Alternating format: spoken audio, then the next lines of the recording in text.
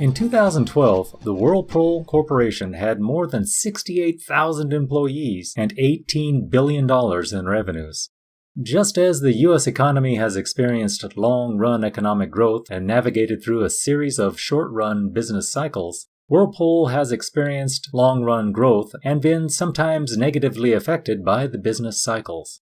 Improvements in household technology have raised the standard of living and given men and women more time to pursue careers outside of their homes and to enjoy more leisure activities.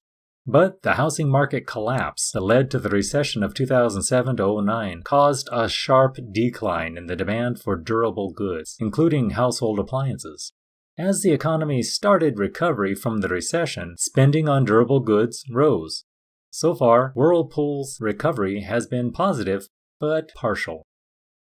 In the last chapter, we explored employment in terms of employee training technologies in the business environment and through business cycles. In this chapter, we explore the effects of the business cycle in greater detail. We explore how contractions and expansions are dealt with and how strong and weak economic conditions are measured. These lead into long-term and short-term projections and reactions in the economy. Are the things that we're seeing in the papers and seeing on the news as bad as they appear?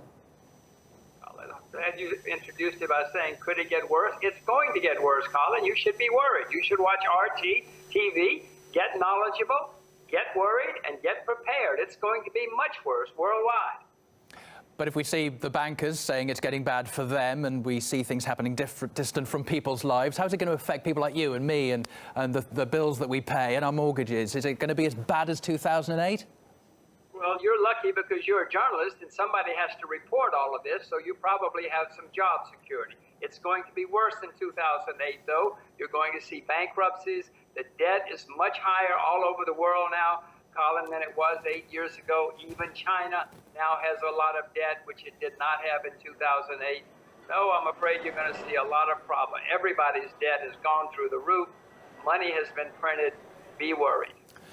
How's this come to happen, though? Because after 2008, which everybody missed, the people that we pay a lot of money to look out for these kind of things, it happened anyway, but we were told, look, it's okay, we've done the bailout, we've got plenty of safeguards, it can't happen again.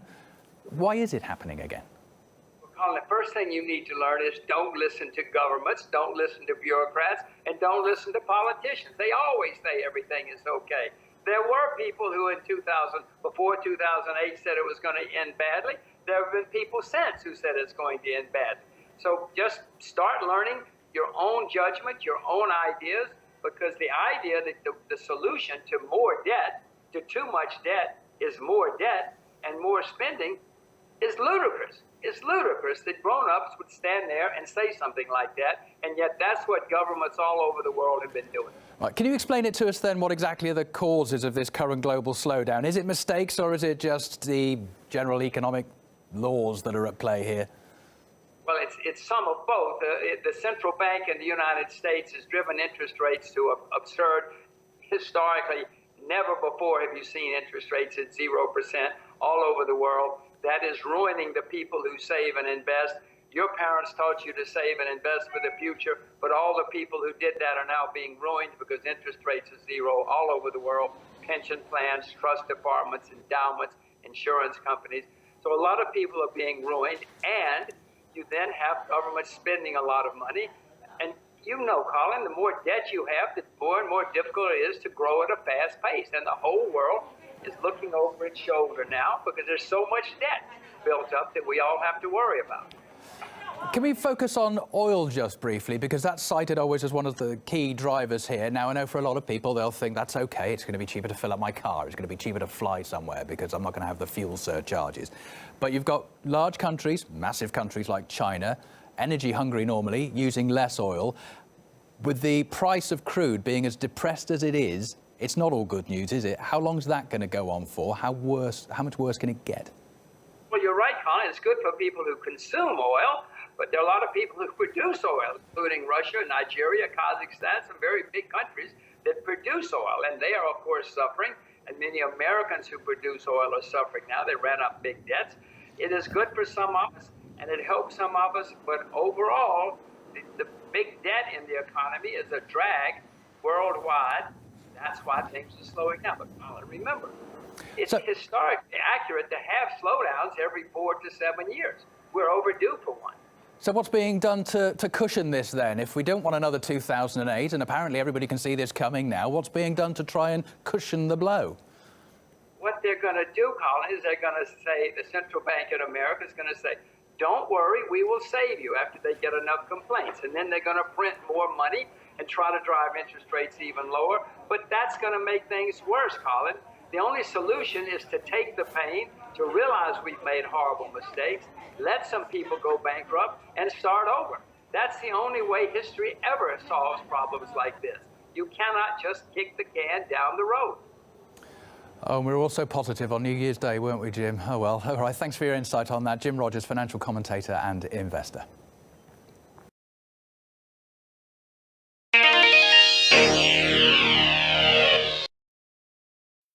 Early in this class, I identified to you the importance of the gross domestic product.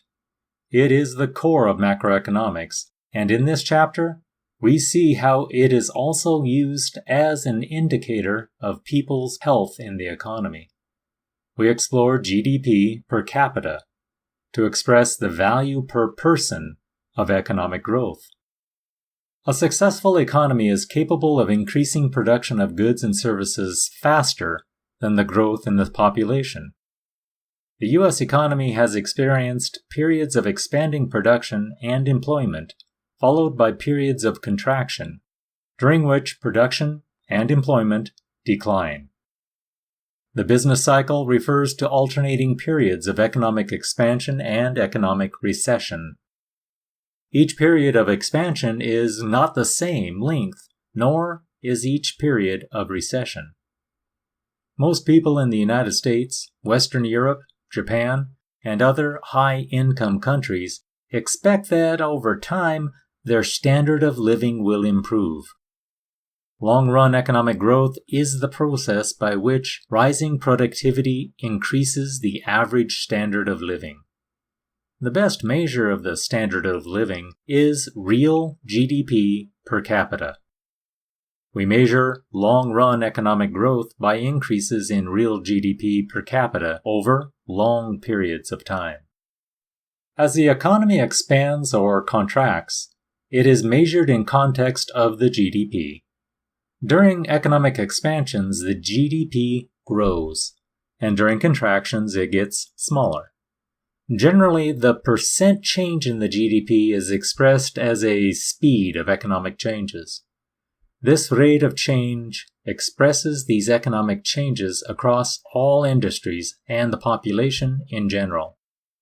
This annual rate of growth or contraction provides the measurement of the changes in GDP, and by extension, expresses how individuals are faring.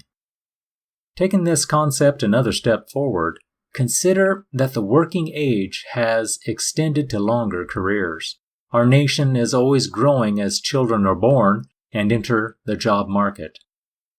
And people immigrate into the country to fill jobs. If the economy does not grow at a rate at least as fast as the rate of growth, then overall, the GDP per capita contracts. When it increases, the GDP per capita grows, and the overall quality of life is better. The growth rate of real GDP or real GDP per capita during a particular year is equal to the percentage change from the previous year. We can judge how rapidly an economic variable is growing by calculating how many years it would take to double. An easy way to calculate how many years it will take the real GDP per capita to double is to use the rule of 70. The formula for the rule is number of years to double is equal to 70 divided by the growth rate. Small differences in growth rates can have large effects on how rapidly the standard of living in a country increases. This rule of 70 is a real thing. You can use it like shown here, but it works quickly when applied to everyday finances. Consider this. You invest money at 3.5% annual compounded rate of return. Take 70, divided by 3.5, to see it will take 20 years for your variable to double.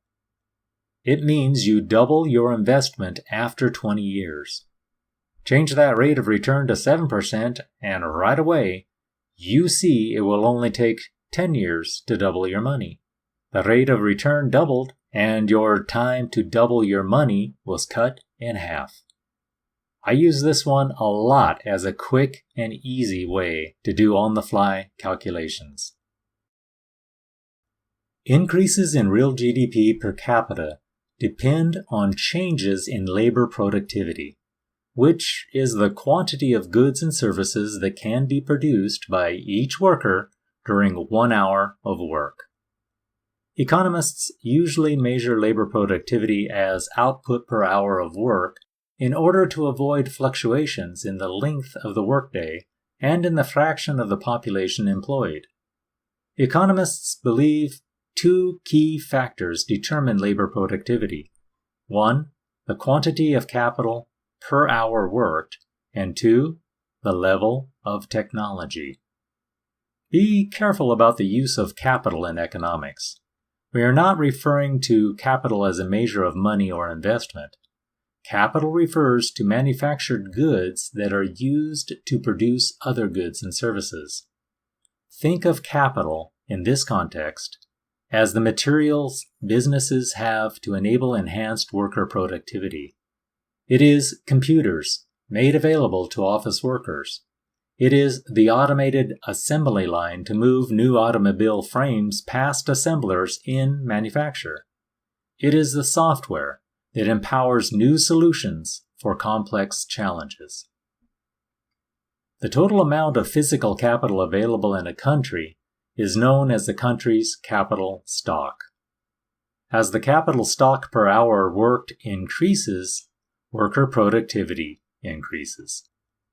Human capital refers to the accumulated knowledge and skills of workers acquired from education and training, or from their life experiences.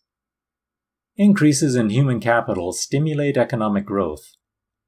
Think of this as your level of know-how. Economic growth depends more on technological change than on increases in capital per hour worked. Technology refers to the process a firm uses to turn inputs into outputs of goods and services. Technological change is an increase in the quantity of output firms can produce using a given quantity of inputs. Most technological change is embodied in new machinery, equipment, or software. When implementing technological change, entrepreneurs are important because they make the crucial decisions about whether to introduce new technology to produce better or lower cost products. Entrepreneurs can also decide whether to allocate the firm's resources to research and development that can result in new technologies. A key requirement for economic growth is that the government must provide secure rights to private property. India has made transition from being a protectorate territory of England until 1947, when India again became an independent nation. India has directed their resources to education, language development, technology enhancement, and infrastructure. India has a population of 1.25 billion people, and in 2014, its GDP per capita was $1,233, up from $729 in 2005, 10 years earlier, yielding a growth rate of 5.40% per year over this decade. Can India maintain this growth rate? Some of the answer to this question relies on expansion of the current programs with integration of the rule of law, protection of property rights, and national support of risk takers running businesses becoming fully immersed in globalization. Maintenance of prolonged high GDP expansion rates is uncommon, but maintenance of a positive growth rate is possible. Potential GDP is the level of real GDP attained when all firms are producing at capacity. Potential GDP will increase over time as the labor force grows. New factories and office buildings are built, new machinery and equipment are installed, and technological change takes place. From 1949 to 2013, potential real GDP in the United States grew at an average rate of 3.2% per year. The actual level of real GDP increased more or less than 3.2% as the economy moved through business cycles. During and after the Great Recession of 2007 to 2009, actual GDP has been striving to reacquire potential GDP, but recovery is still elusive. We will continue to revisit this scenario for several chapters yet to come, so keep your attention on factors showing its change.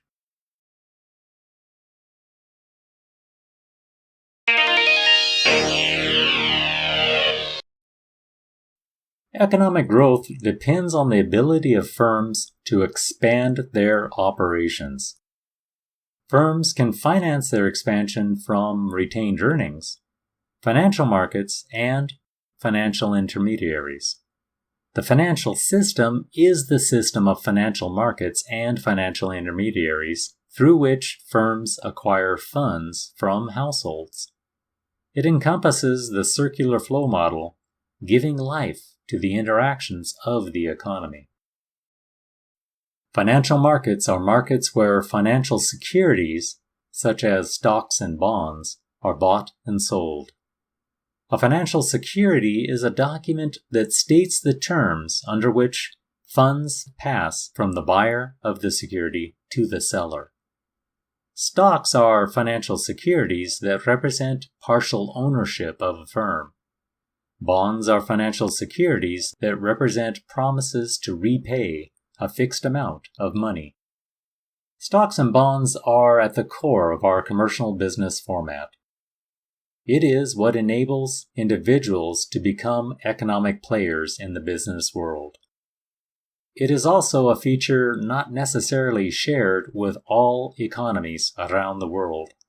Some countries today report they operate as a commercial free market economy, when in reality their interpretation of free market and stability has a vastly different definition from what it means to us. I worked in the newly independent states of the former Soviet Union from the mid-1990s through 2002. I witnessed how the Russian Federation reported itself to the world as having a well-developed financial market, with financial institutions structured to worldwide standards. In reality, the Russian Federation since the breakup of the former Soviet Union has operated more as a dictatorship than as a democracy, with government-controlled commerce, not a free market. These factors influence the success or failure of government programs and the free market of countries to manage their progression through expansion and contraction cycles. I discuss contrast between two diverse countries, the US and Russia. The difference in financial markets becomes an evident measurement we can consider and understand. In the US, financial intermediaries are firms such as banks, mutual funds, pension funds, and insurance companies that borrow funds from savers and lend them to borrowers. The financial system provides three key services for savers and borrowers. First, risk sharing. Risk is the chance that the value of the financial security will change relative to what you expect. Second, liquidity. This is the ease with which a financial security can be exchanged for money. Third, information, or facts about borrowers and expectations about returns on financial securities.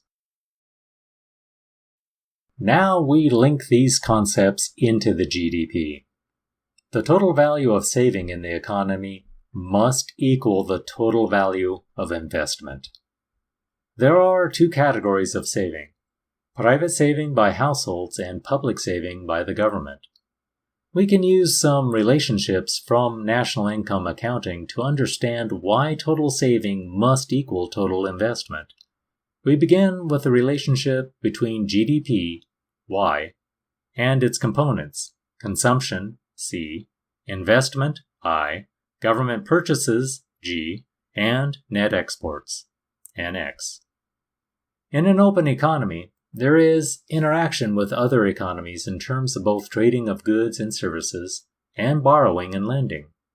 In a closed economy, there is no trading or borrowing and lending with other economies.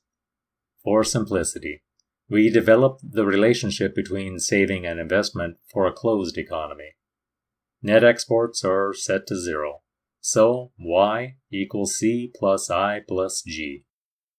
If we rearrange this relationship, we have an expression for the investment in terms of the other variables. I equals Y minus C minus G. Private saving is equal to what households retain of their income after purchasing goods and services, C, and paying taxes, T.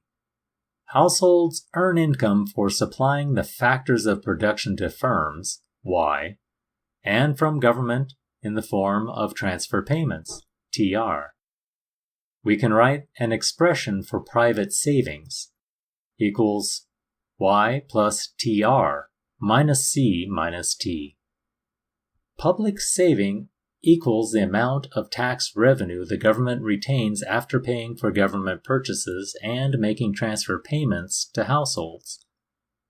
Public savings is equal to T minus G minus TR. Total saving in the economy, S, is equal to private saving plus public saving. Or savings is equal to Y plus TR minus C minus T plus T minus G minus TR. Or simplified even more, S equals Y minus C minus G. We can conclude that total saving must equal total investment. S equals I. When the government spends the same amount it collects in taxes, there is a balanced budget. And when the government spends more than it collects in taxes, there is a budget deficit, which means that public saving is negative. When the government runs a budget deficit, the U.S. Department of Treasury sells Treasury bonds to borrow the money necessary to fund the gap between taxes and spending. With less saving, investment must be lower. When the government spends less than it collects in taxes, there is a budget surplus. A budget surplus increases public saving and the total level of saving in the economy. A higher level of saving results in a higher level of investment spending.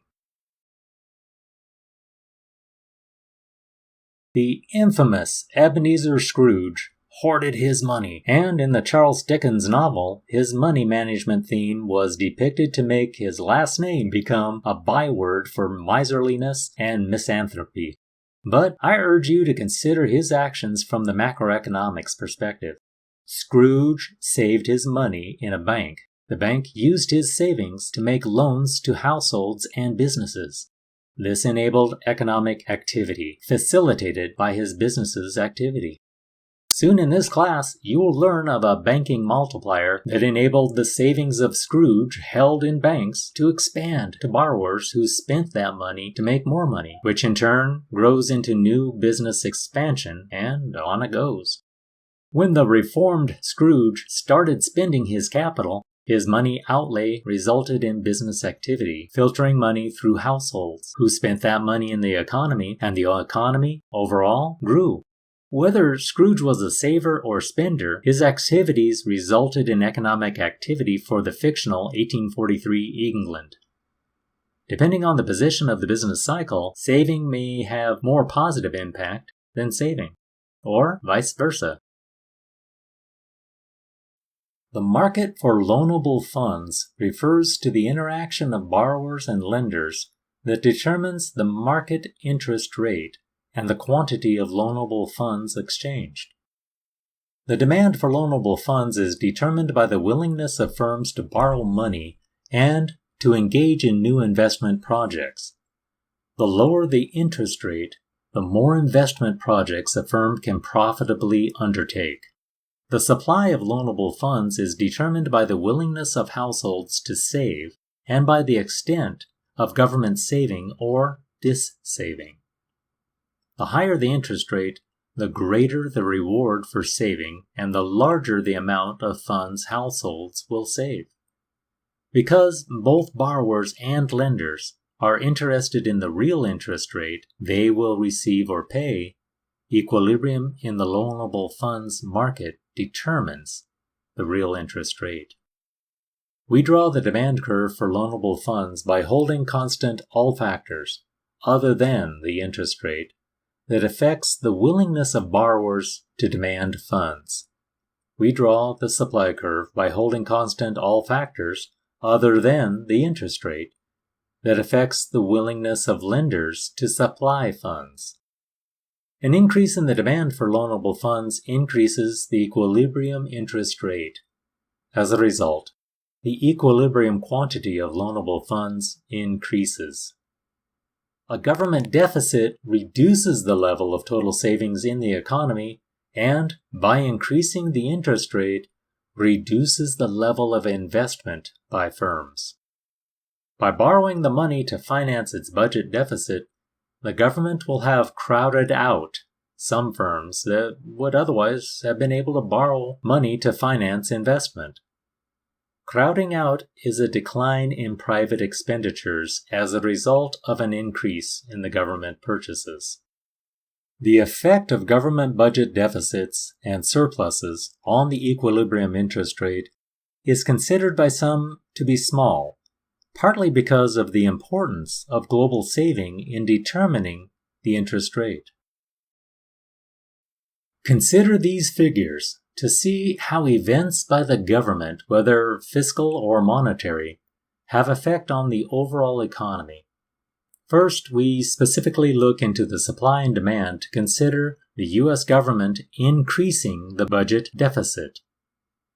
The U.S. government borrows money, causing the supply of money to become scarce in the marketplace, and the supply curve shifts to the left. The new interaction with the demand for money results in an increase in the real interest rate and a reduction in the amount of loanable funds available. This crowds out businesses wanting to borrow money to grow their enterprises, and ultimately the overall economy.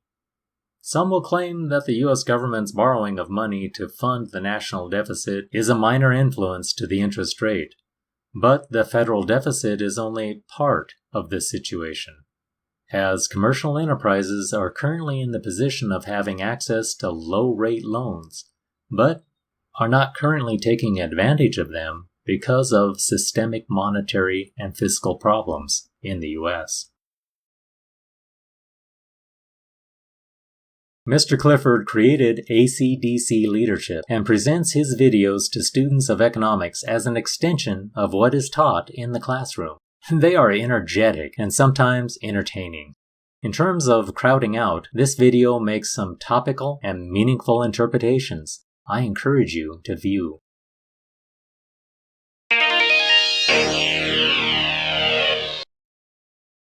Since at least the early 19th century, the U.S. economy has experienced business cycles that consist of alternating periods of expanding and contracting economic activity.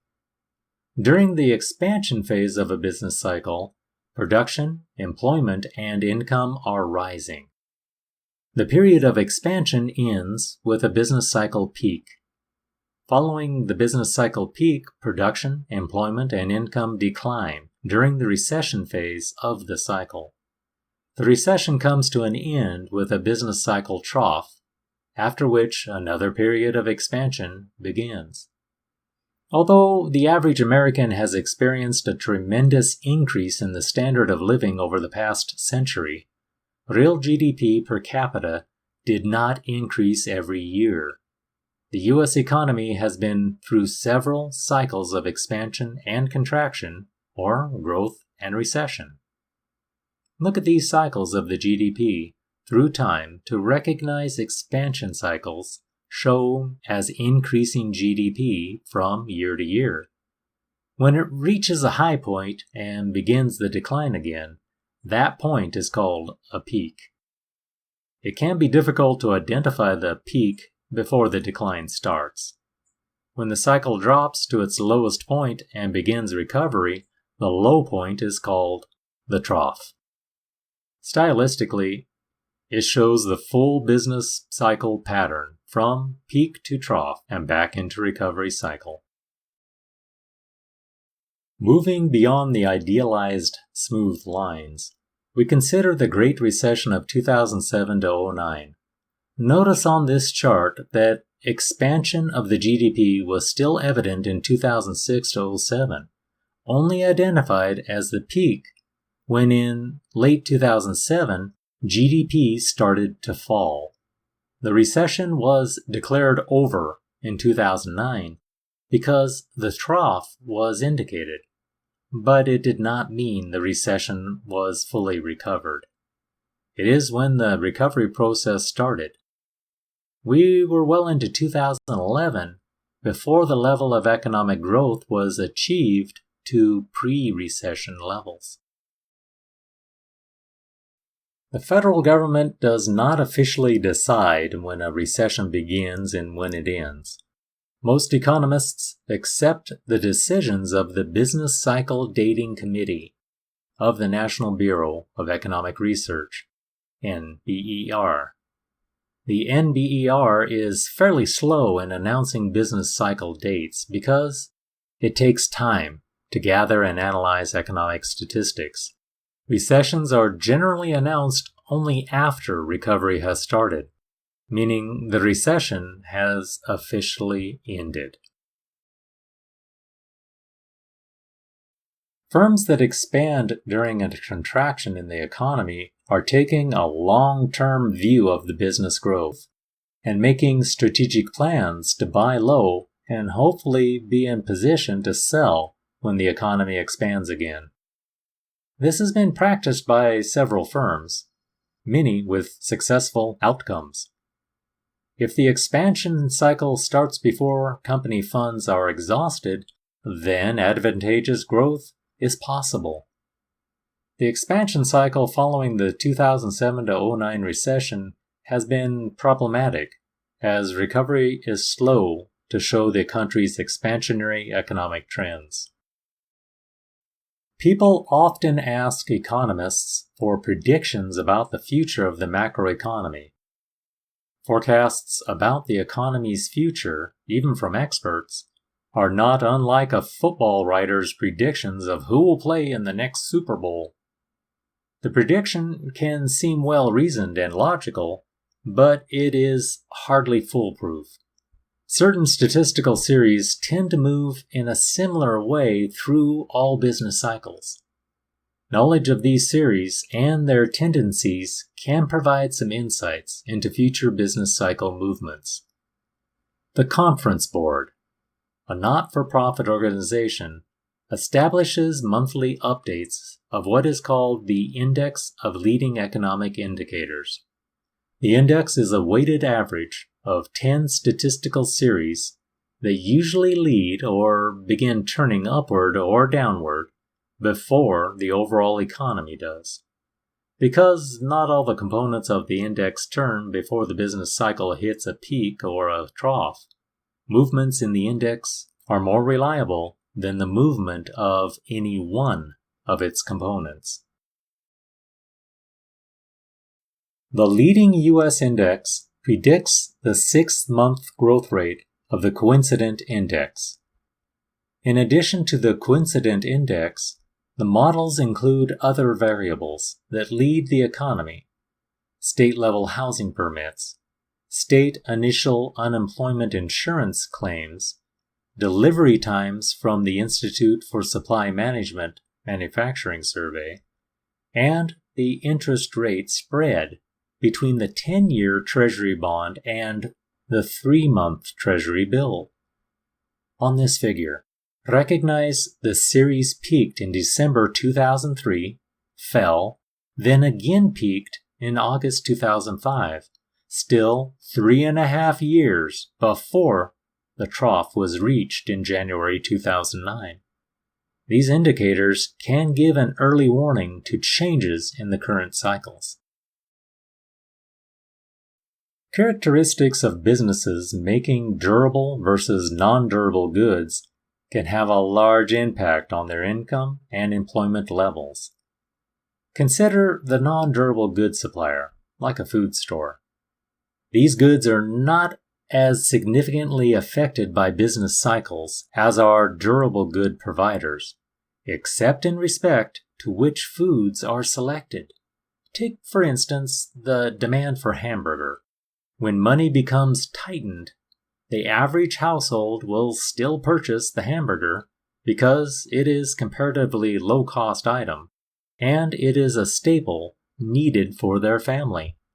But consider the demand for fresh lobster when the recession unfolds and money is tight.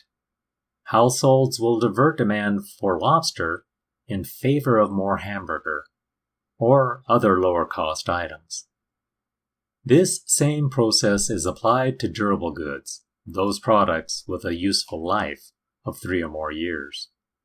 Typically, households reduce their demand for durable goods during a recession, waiting until finances have recovered enough to justify the higher ticket items.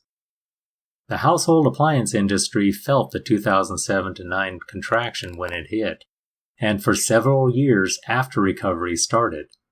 In fact, as of 2016, many durable good producers are still trying to reacquire the sales levels seen during the pre-recession period, during the expansion. Among the most reliable of the leading indicators is an index of prices for 500 common stocks. Investors want to buy stock shares when their prices are relatively low and sell shares when prices are relatively high. During a recession, stock prices fall due to sluggish sales and profits. Interest rates are relatively low during the last months of recessions because of reduced demand for investment. In choosing between buying bonds and stocks, investors will favor stocks when A. stock prices have fallen to a point where there is a strong possibility of future capital gains, and B. the opportunity cost of buying stocks, the interest rate on bonds, is low. Therefore, prices of common stocks will usually begin to rise during the late stages of a business cycle, before a business expansion begins. As the economy moves near full employment during an expansion, the situation is reversed. Strong demand for consumer goods and investment will drive prices and interest rates upward. At some point, investors sell stocks to realize capital gains and buy bonds, rather than stocks, to take advantage of high interest rates. The downward movement in stock prices will usually begin before a recession begins. These are some of the indices we watch to give indication of how the economy is performing. Before 1950, real GDP went through greater year-to-year fluctuations than it has since. By the early 21st century, some economists had begun referring to the absence of severe recessions in the United States as the Great Moderation. This view was questioned with the recession of 2007 to 09, which lasted 18 months, the longest of the post-1950 period. The U.S. economy has gone through several changes in the past century, some because of globalization's influences, and some because of significant advances in technology. These changes have modified how people interact in the marketplace. We have seen an increase in the importance of services in our economy. These are as basic as the expansion of fast food restaurants, serving as a staple for many households' meals. These are non-durable goods, and they represent a significant balance of the economy. So their decline was not as severe in the Great Recession as they would have been if manufacturing jobs held the highest balance of jobs in our labor force as they did in 1955. Today, unlike 1955, most employees are eligible for unemployment insurance, softening the blow dealt by recession and lost jobs. It does not remove hardship on households, but it softens the extreme difficulties caused when a job is lost because of an economic contractionary period. The ability of elected officials to positively or negatively influence the economy is debated by many people. There are policies presidents and Congress can implement to lengthen the expansionary periods and to shorten the contractionary periods. In future chapters, we will talk of monetary and fiscal policies to influence these factors. On the face of it, some of the best policies any government can take include policies and laws to enable businesses to succeed and encourage their financial success to employ U.S. residents.